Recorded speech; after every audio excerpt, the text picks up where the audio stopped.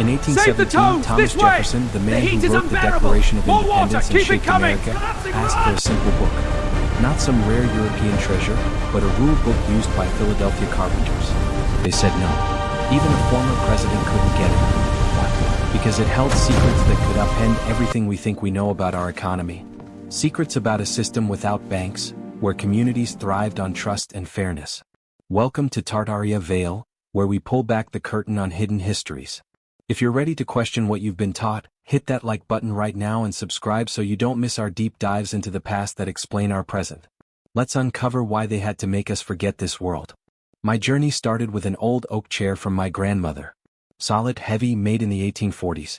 2 centuries later, it still sits level, no wobbles, no creaks. I tried tracing its maker, but instead of a name, I found a forgotten system. These craftsmen weren't like today's workers, punching clocks for hourly pay or drowning in loans. They were part of guilds, ancient networks that ran on barter, fair pricing, and community bonds. No banks needed. And once I dug in, I saw why this system vanished around 1863, replaced by something that traps us today. Take the Carpenters' Company of Philadelphia, founded in 1724, the oldest craft guild still running in North America, over 300 years strong. Their members weren't just carpenters. They were master builders, blending what we now call architects, engineers, and contractors. They built Independence Hall, Christ Church, even their own Carpenters' Hall for the First Continental Congress. These places still stand strong, not as crumbling relics but as working buildings. That rule book Jefferson wanted? It wasn't about fancy designs. It was a pricing guide using unit pricing. Every construction step had a set fair price, decided by teams of experienced measurers, at least 2 to keep things honest. No gouging clients, no undercutting each other. Fair for all. This wasn't just about building. It was an whole economic setup. In colonial times, as a 1928 Bureau of Labor Statistics report notes, barter ruled. Scarce cash meant wages often came as goods or services. Credit lines stayed open for months or years between neighbors. Work swapped for food, tools, or help. It built tight communities through face-to-face deals. Sure, critics call it primitive, thousands of local currencies, guild rules that limited competition. By the mid-1800s, chaos reigned. Over 7,000 state banknotes, each worth less across borders, fakes everywhere. The Library of Congress counts 10,000 unique legal notes, plus counterfeits. But here's the thing, the stuff they built lasts. Furniture like my chair, buildings standing centuries.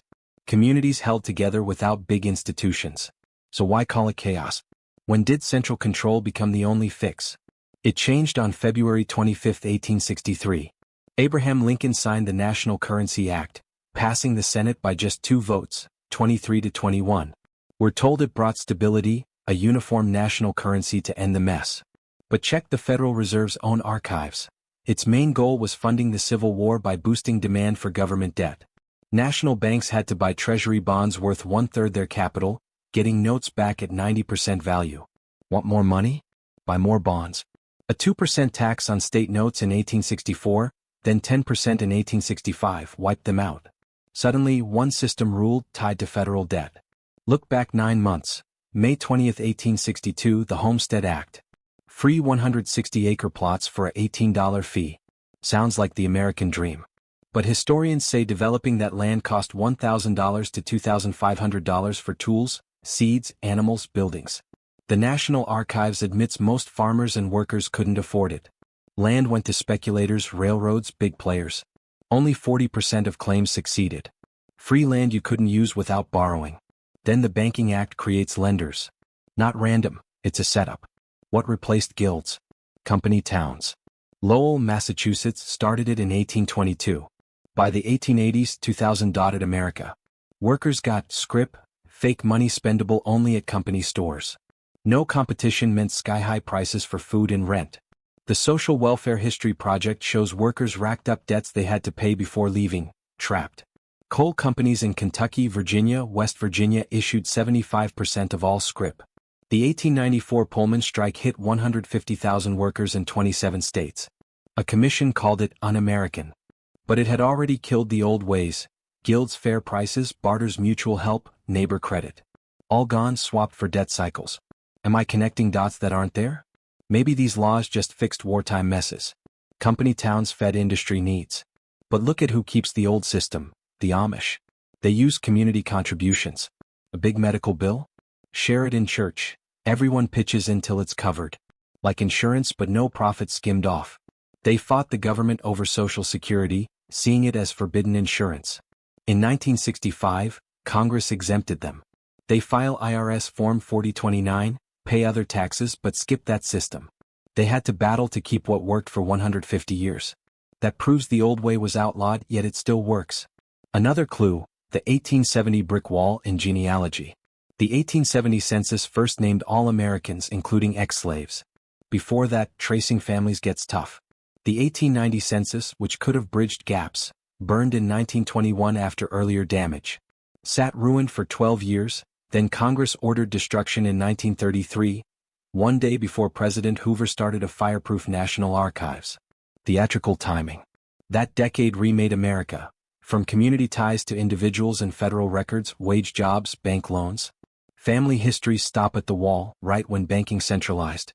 What if guilds weren't backward? What if they were a real alternative? My chair's proof, built to last by folks in apprenticeships, paid in goods, no loans.